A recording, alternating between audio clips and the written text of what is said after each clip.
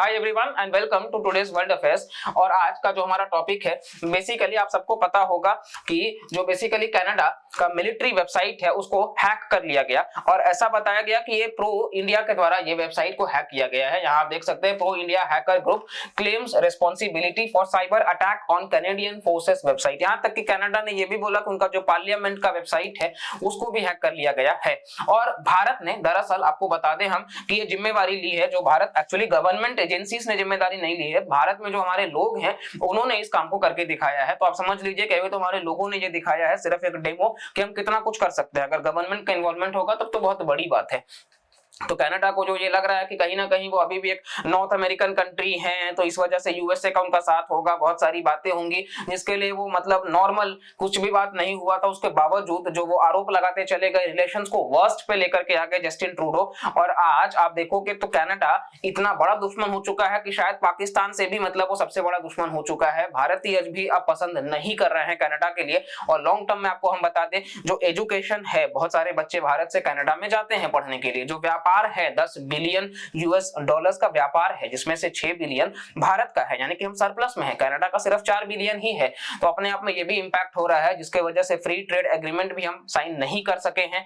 तो G20 में अपने आप में ये जो चालू हुआ था कि हाँ मतलब प्लेन इनका टेक्निकल ग्लिच के वजह से, फिर वहां से इसको ये पर्सनल में लेकर के आने के बाद में सीधा इसी मैटर पे कि हरदीप सिंह निज्जार की हत्या को उन्होंने भारत के सर मढ़ने की कोशिश करी और इसको लेकर के कोई भी प्रूफ नहीं है। और अब धीरे धीरे आपने देखा होगा तो वो इवन माफी जैसे भी उनके हालात है, उन्होंने कहा भी कि वो चाहते हैं भारत के साथ रिलेशंस सुधरे। बहुत सारे आपको आर्टिकल्स मिल जाएंगे कि हैकर्स ने क्लेम किया है, टारगेट किए हैं वो कैनेडियन मिलिट्री वेबसाइट। यहाँ पे ट्रूडो बोल रहे हैं कि Canada committed to closer ties with India. अपने आप में इन्होंने कहा कि वो चाहते हैं ओटावा, जो कि राजधानी है कनाडा की, तो वो चाहते हैं कि कहीं ना कहीं जो किलिंग है ये तो ठीक है, लेकिन बाकी ओवरऑल साफ साफ समझ में आ रहा है कि देखिए ये होता है कि इनको एक चीज तो रियलाइज हो चुका है कि रिलेशंस बहुत वर्स्ट कर चुके हैं, क्योंकि कोई भी साथ देने के लिए नहीं आ रहा है। और अब यहाँ पे कनाडा जो है वो अलोन हो चुका है। और इस वजह से आप देखोगे कि सबसे बड़ा बात तो ये है कि इनको जो लगा था कि एक प्रेशर बना लेंगे, वो चीजें एकदम से वाइप आउट हो चुकी हैं। भारत वही भारत नहीं रह गया है, ये कनाडा को समझना पड़ेगा। और भारत का आज डिप्लोमेटिक विक्ट्री बहुत ज्यादा है। हम ग्लोबल लीडर में जो साउथ है, ग्लोबल साउथ के, उसमें हम लीडर उभर करके आ रहे हैं। G20 का हमने समिट सक्सेसफुली कराया, इसमें हमने G21 करवा दिया, अफ्रीकन यूनियन ऐड करके। और ओवरऑल कनाडा जो है वो इस चीज को समझ में आ चुका होगा उसको कि कहीं ना कहीं भारत जो है वो बहुत आगे बढ़ चुका है। इंडिया अभी आप देखेंगे तो यूएसए और कनाडा जो है वो इवन राइस एक्सपोर्ट बैन के ऊपर भी उन्होंने क्रिटिसिज्म किया है। तो कुल मिलाकर के वो कोशिश कर रहे हैं, जहां जहां से वो घेर सकते हैं वो टारगेट करने की कोशिश कर रहे हैं। इसीलिए भारत को भी अब यहाँ से जो क्यूबेक इंडिपेंडेंस मूवमेंट है, कनाडा का एक पार्ट है क्यूबेक, तो हमको भी समर्थन करना चाहिए, क्योंकि कहीं ना कहीं अगर वो खालिस्तान को बढ़ावा दे रहे हैं, वो भारत में ही एक सेपरेटिस्ट मूवमेंट चलाने की कोशिश कर रहे हैं कि भारत के कुछ हिस्सों को कार्व करके एक इंडिपेंडेंट नेशन बना दो, तो हमको भी इस बात का रखना चाहिए कि टिट फॉर टैट का रिप्लाई अभी तक हम देते आए हैं और आगे भी देंगे। और इसी के साथ साथ में भारत के फॉरेन मिनिस्टर यानी कि एस जयशंकर साहब जब यूएन के भी जनरल असेंबली में थे तब भी उन्होंने काफी कुछ कहा।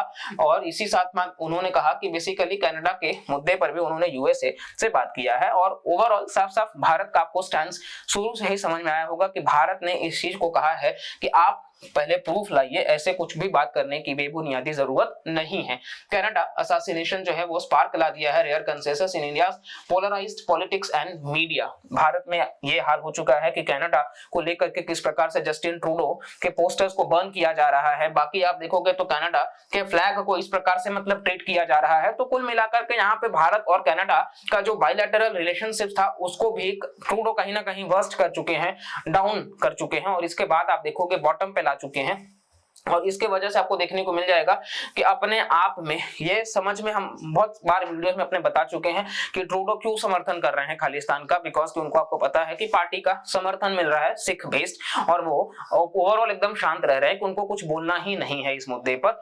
और ये पूरा का पूरा मैटर आप देखोगे, इवन भारत के जयशंकर ने कहा कि Canada has climate of violence for Indian diplomats. अपने आप में क्लाइमेट ऑफ वायलेंस तक का शब्द इस्तेमाल करना पड़ गया, क्योंकि जो भारतीय डिप्लोमेट्स हैं उनके आप एम्बेसी के के बाहर बेसिकली मतलब आप प्रोटेस्ट कर रहे हो, आप हिंदुस्तान के तिरंगे के साथ अपमान कर रहे हो और बहुत सारी बातें आप उनको मतलब मारने की तक की धमकी दे रहे हो और ये वहां खुलेआम हो रहा है और आप फ्रीडम ऑफ एक्सप्रेशन का नारा दे रहे हैं, तो ये किस प्रकार से कर सकते हैं आप? दरअसल ऐसा कुछ भी ओवरऑल आपको समझ में आना चाहिए कि क्या सही है क्या गलत है। हर चीज का एक मतलब फिक्स आप पॉइंट रखिए। रशिया यूक्रेन वॉर आज भी एंड नहीं हो पा रहा, उसके पीछे का कारण ये है कि दोनों यहाँ पर झुकने को तैयार नहीं है या फिर कोई एक सीमा नहीं तय करा गया है और अब वो बहुत ज्यादा वेस्ट हो चुके हैं, अब ये बहुत ज्यादा ईस्ट हो चुके हैं। यहाँ चाइना आ चुका है, नॉर्थ कोरिया आ चुका है रशिया के लिए, वहां आप देख रहे हो कि वेस्टर्न कंट्रीज जो है वो यूक्रेन के लिए हैं और ये प्रॉक्सी बना बना करके जो वॉर है वो आगे कंटिन्यू हुआ जा रहा है।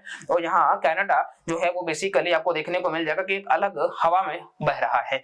तो ये पूरा का पूरा आपको मैटर देखने को मिल जाएगा और कनाडा के साथ बहुत आसार कम है कि हम रिलेशंस बहुत जल्दी इंप्रूव कर पाएंगे। वर्स्ट इंप्लीकेशंस हो चुका है, लॉन्ग टर्म में जो है वो इंपैक्ट हुआ है और भारत और कनाडा जो है वो अपने आप में आपको देखने को मिल जाएगा कि वीजा सर्विसेज हमने रेस्ट्रिक्ट कर दिए। इसके बाद में आप देखोगे कि कहीं ना कहीं जो ट्रैवल गाइडलाइंस है उसको भी लगातार हमने अपडेट किया। उन्होंने भी बोला कि मतलब आप कश्मीर वगैरह में जाना सुरक्षित नहीं है, भारत का इंटीग्रल पार्ट है, आप कौन हो ये डिसाइड करने वाले कि कहाँ का सुरक्षित है कि नहीं है। ऑब्वियस सा बात है कि कनाडा से मच बेटर भारत है, जहां आपको देखने को मिल जाएगा वहां बेसिकली उनके यहाँ के ही लोग जो है वो 329 पैसेंजर्स की जाने ले लेते हैं। इसके बाद में आप देखोगे कि कहीं ना कहीं उसको आप समर्थन दे रहे हो। तो इस प्रकार से चीजें जो है वो वर्स्ट हो चुकी हैं, जिसका एक एग्जांपल हमने दिखाया कि भारत ने किस प्रकार से बदला जो है वो सिर्फ एक मतलब बहुत टाइनी सा एग्जांपल से दिखाया है, जिसको लेकर के कनाडा अपने आप में कंसर्न में तो जरूर है।